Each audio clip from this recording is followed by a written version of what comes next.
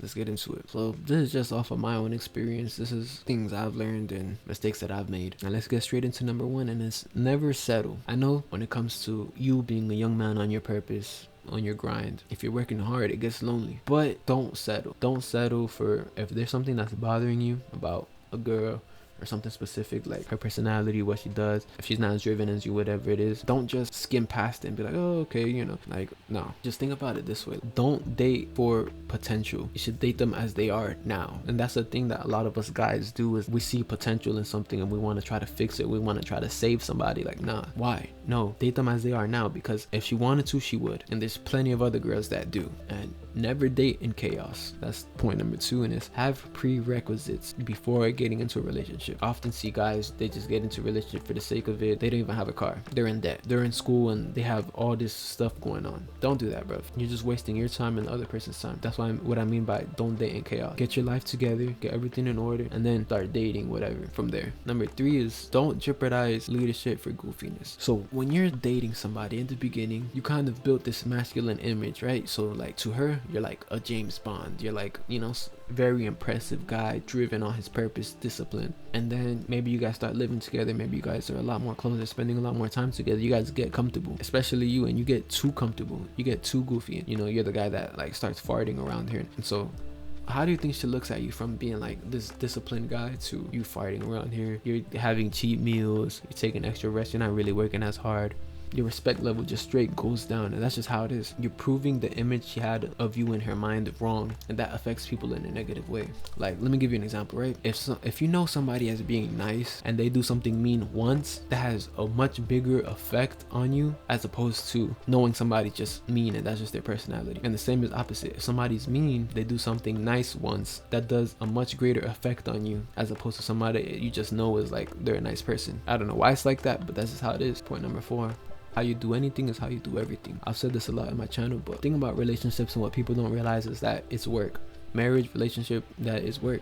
At least if you want a healthy, good one. And obviously you're getting some type of effort back from her, but it takes work and it takes dedication, and it's not something that you can just kind of like grab and then like put in your pocket for a couple days and then take it back out and like show up again. No, it's effort. It's daily effort, even if it's in the smallest way, but it's about spending time with each other, being present with each other. I feel like as men, especially if you're a driven man and you're on your purpose, we get locked into what we have going on, into the world. We neglect relationships because we don't feel like it's as important, or feel like it's always going to be there, whatever it is. But this is not the case. You have your girl there, like your girl comes down to spend time with you, but you're locked into your work, and you think that's spending time. You think being quiet in silence and she's just there and you're like focused, or you're playing the game, whatever. But it's not. So instead of creating the love of you being present with her and you being there, instead of being on the game or devoted into your work, create and building that love, it creates that separation. Basically, the point of that is don't neglect your relationship. It should be an everyday effort, even in the smallest ways, just like you put everyday effort in working out. And I'm not saying to simp, but remember,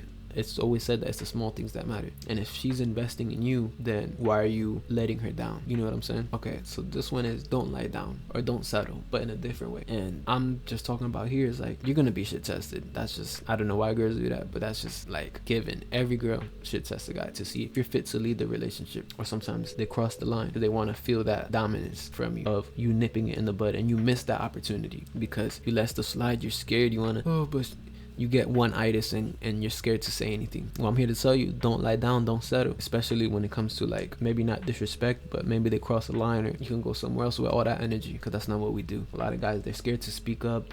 They like to avoid conflict because they don't want no problem. Nah, bro.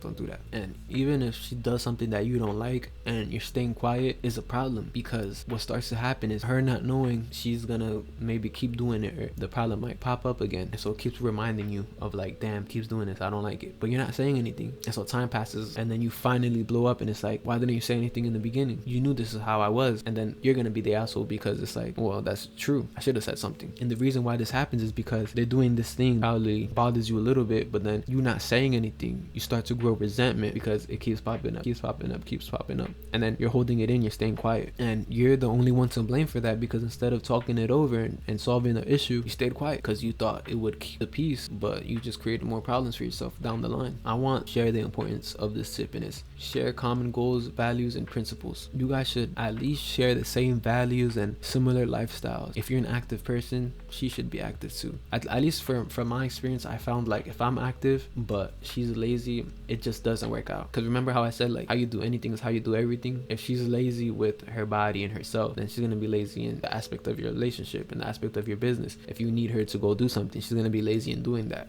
So you want somebody that obviously they don't have to be interested in exactly the same things that you do, and you know, all that stuff like that, but you should be her priority. Your work should be important to her, and you guys should share the same values and ideas and principles when it comes to different aspects of life, like family. If you guys aren't similar, share the same beliefs or values in the ways that it counts, it's just not gonna work out. And the last point, and I'm not gonna get too deep into this because it speaks for itself, but it's don't listen to words, listen to actions, because that reveals the intention. When girls say something, or when they say they're gonna do something or something's gonna change, it's easy to say, but watch the actions, because that's gonna tell you all you need to know. That's pretty much it, man. Like, subscribe, share all that good stuff. That's the only dating advice that you need. Obviously it's not the only, but that's just things that I've learned from my relationship journeys. And yeah, man, that's pretty much it. Peace.